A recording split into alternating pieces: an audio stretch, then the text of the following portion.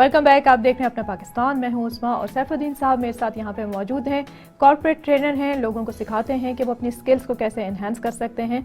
Break से पहले जाने पे उनसे बात हो रही थी कि किस तरीके से वो लोगों को जज कर सकते हैं कि वाकई जो उनके पार्टिसिपेंट्स हैं उनको कितनी तवज्जो दे रहे हैं, जो वो मैसेज उन तक पहुँचा रहे हैं वो पहुँच रहा है या नहीं। लेकिन अब इनसे थोड़ी सी बात करते हैं हम मोटिवेशन के ऊपर कि आप किस तरीके से लोगों को मोटिवेट करते हैं, क्योंकि किसी भी फील्ड में आगे बढ़ने के लिए उनका मोटिवेट होना बहुत ज़रूरी होता है। I agree with you. देखिए, मोटिवेशन बेसिकली जो है ना, हम लोग इसको एक बड़ा एक सिंपल वर्ड लेते हैं motivation. It's not simple, it's very you have to be very careful कि आप सबसे बड़ा आप जब आप मोटिवेशन में डिस्कशन कर रहे होते हैं या किसी को मोटिवेट कर रहे होते हैं, आपका फर्ज ये होता है, suppose we have been given that assignment as a lecture और to settle down with the participant, जो आपसे या किसी इंडस्ट्री में आप एक ऐसा कोई करना चाह रहे हैं, टॉपिक करना चाह रहे हैं, तो आपने सबसे पहली बात देखना होगा, इसमें आपको सेगमेंट निकालने पड़ेंगे कि क्या फर्स्ट ऑफ ऑल क्या वो बंदा, क्या वो जो सेगमेंट है, क्या जो बंदे जो जिनको आप ट्रेन कर रहे हैं या जिनके लिए आप मोटिवेशन डिस्कस करेंगे, क्या वो डिप्राइव सेशन है, सेगमेंट है। जैसे मसला नहीं कि जैसे हम मिसाल प्रमोशन नहीं बजी बहुत दिन से पता नहीं 15-20 पार्ट जी हमें तो सब प्रमोशन है, मैं तो काम कर रहा हूँ, बस मुझे काम करना है। क्या इसमें इनके डिप्रेशन, आर दे डिप्रेस्ड या वो बिल्कुल नेचुरली दे आर होपलेस हो चुके हैं। हाँ, बिल्कुल डिप्रेस हो चुके हैं वो, मतलब दे आर नॉट कंसर्न, बस they want to work, they know ये काम करना है, नौकरी कहीं मिलेगी नहीं, हमने काम करना है, दे वर्क। एक होता है जो कंफर्ट जोन में बैठे हुए हैं, ठीक है जी आई एम ओके, ठीक है हमारा काम तो चल रहा है ना, industry is happy with me, I am doing.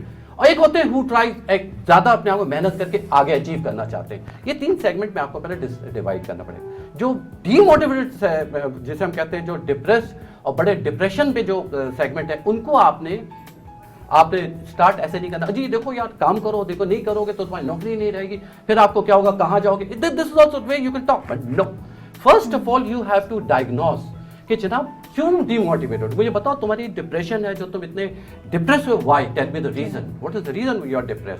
तो पहले उनसे डायग्नोस करें कि क्या रीजन है, क्या प्रमोशन इज द फैक्टर, क्या इंक्रीमेंट इज द फैक्टर, क्या और कोई फैक्टर है, या कोई ऊपर से boss is the factor. You should first see कि क्या रीजन है।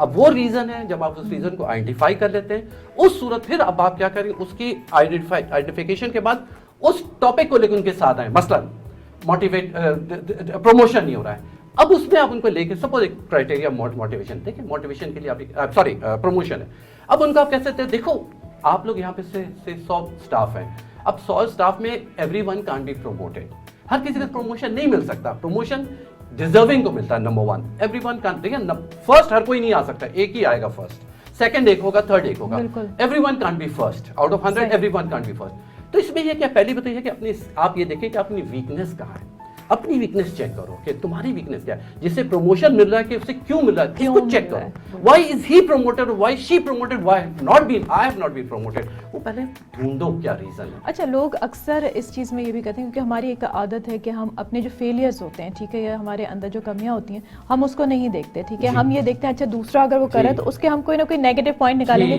कि वो तो देखें वो जाके जो है उनकी बहुत बातें करता है, चापलूसी करता है, तो इस वजह से उसकी प्रमोशन हो रही है। अब रीजन कोई भी हो, लेकिन हमने क्योंकि अपनी चीजों को छुपाना होता है तो हम दूसरे के ऊपर इस तरह की बातें करते हैं। बिल्कुल आप सही कह, देखिए आप सही कह रहे हैं, ज्यादातर लोग हमारे यहाँ ऐसे ही होते हैं, वो कहते हैं जी ठीक है वो तो कर हैं, जो आप कह रहे हैं चापलूसी से या ज्यादा बॉसेस के क्लोज होके करते हैं, लेकिन एक बात याद रख लें, they will never succeed in life, वो लाइफ में कभी सक्सीड नहीं होंगे, लॉन्ग टर्म में दे विल फॉल, एंड जब वो गिरेंगे तो उन्हें कोई बचाने वाला नहीं होगा। मैं अपने बैंक का ही बताता हूँ, हमने बैंक में देखा था बहुत सारे ऐसे थे जो लाइकिंग पे चले गए ऊपर, लेकिन जब हमारा परफॉर्म करने के बाद आया तो दे कुडंट परफॉर्म किया। जब मैनेजमेंट चेंज ओवर होता है तो then they see who is deserving. मैं अपनी मिसाल देता हूँ, I was not promoted for a big time, काफी पर, लेकिन अल्हम्दुलिल्लाह जब मैं प्रमोशन हुआ तो मेरे से 2-3 साल सीनियर, जो 2-3 पोजीशन सीनियर, उनको मैं क्रॉस करके ऊपर चला गया। अच्छा, आई नेवर गॉट जो है मैं डिमोटिवेट कभी नहीं हुआ, बहुत ज़रूरी होती हैं कहीं आगे बढ़ने के लिए। कुछ की पॉइंट्स अगर हम रख लें कि 3-4 ये बहुत ज़रूरी हैं, आप वो लोगों को बता सकें कि अगर आपने अपने प्रोफेशन में, अपने काम में, अपनी जॉब में आगे बढ़ना है तो किन की पॉइंट्स के ऊपर वो ज़्यादा तवज्जो दें।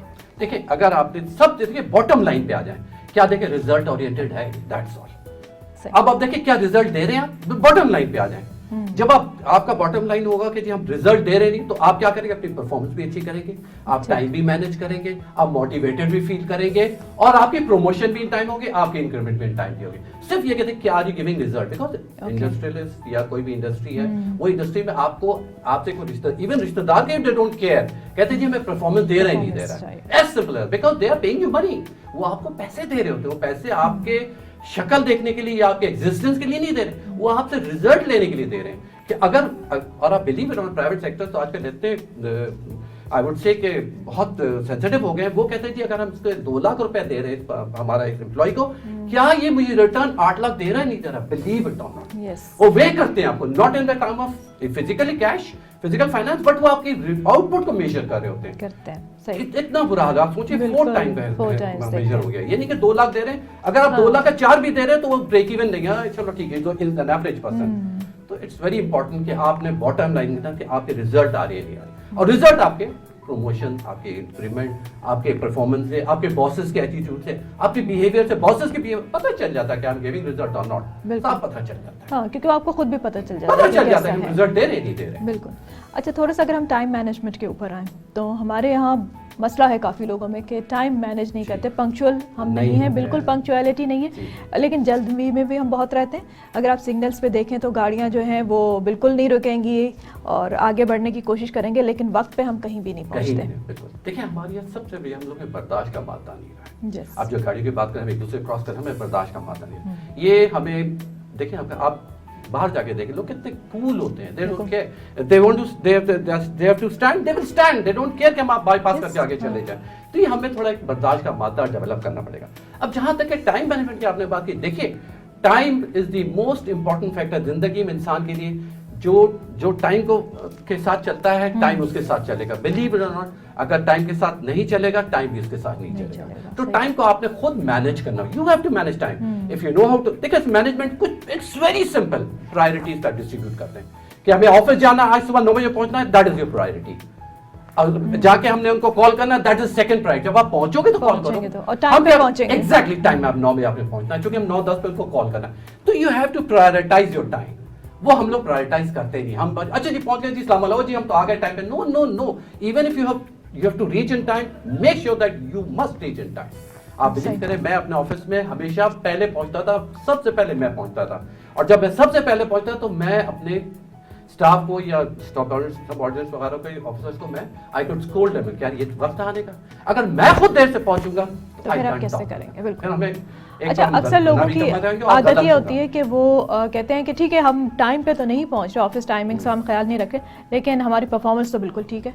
बहुत ये भी काफी लोगों का होता है। देखिए performance is obviously, time is one of the most important factor जो परफॉर्मेंस को कर रहा होता है। ठीक है, हमारी परफॉर्मेंस अच्छी है, फर्ज करिए कि हम एक घंटा देर से पहुंचते हैं, 1 घंटा पहले चले जाते हैं, मैनेज नहीं कर रहे, उससे हमारी आउटपुट लेट से 80% है।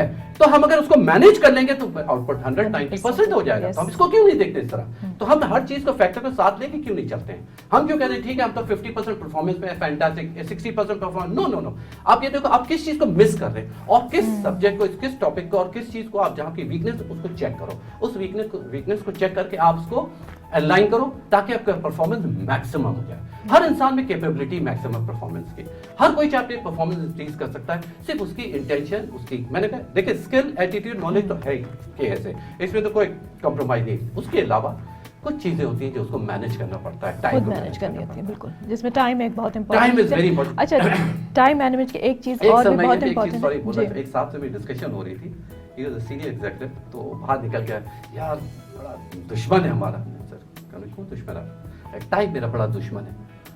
Sorry, time is the best friend if you can manage it. Yes. Sorry, yes, you're right. Then believe it, it's the best friend. Yes. You only need to manage it. कोई दुश्मन नहीं है। हम अगर manage नहीं कर रहे तो सबसे बड़ा दुश्मन तो गलती आपकी अपनी है। हम देर से पहुंच रहे हैं, बॉसेस फायर कर रहे हैं, या देखो हम फायर कर रहे हैं, हम तो 5 मिनट लेट है। Why 5 minute late? अब 5 मिनट पहले भी तो आ सकते हैं, पहले भी आ सकते हैं, सोचा 5 मिनट पहले पहुंच जाए। ठीक है जी। सो सैफुद्दीन साहब, बाकी बहुत सारी चीज़ें हैं, कुछ और भी ऐसे टॉपिक्स थे जिन पे मैं आपसे डिस्कशन करना चाह रही थी, जो बहुत ज़रूरी होते हैं, जिन पे हमें तवज्जो देनी चाहिए, तवज्जो नहीं देते, इसी वजह से पीछे रह जाते हैं अपने काम में। जी बहुत शुक्रिया सैफुद्दीन साहब प्रोग्राम में आने का, और इसके साथ ही प्रोग्राम का वक्त भी यहाँ पे ख़त्म होता है। आपसे फिर दोबारा मुलाकात होगी, अपना बहुत ख्याल रखिएगा। और लेकिन जाने से पहले हमें लाइक कीजिए, सब्सक्राइब कीजिए और बेल आइकन का बटन ज़रूर दबाइए। फेस्ट टीवी नेटवर्क के लिए हमें फॉलो कीजिए इंस्टाग्राम, ट्विटर एंड फेसबुक पर। अपना ख्याल रखिए। अल्लाह हाफिज़। Thank you.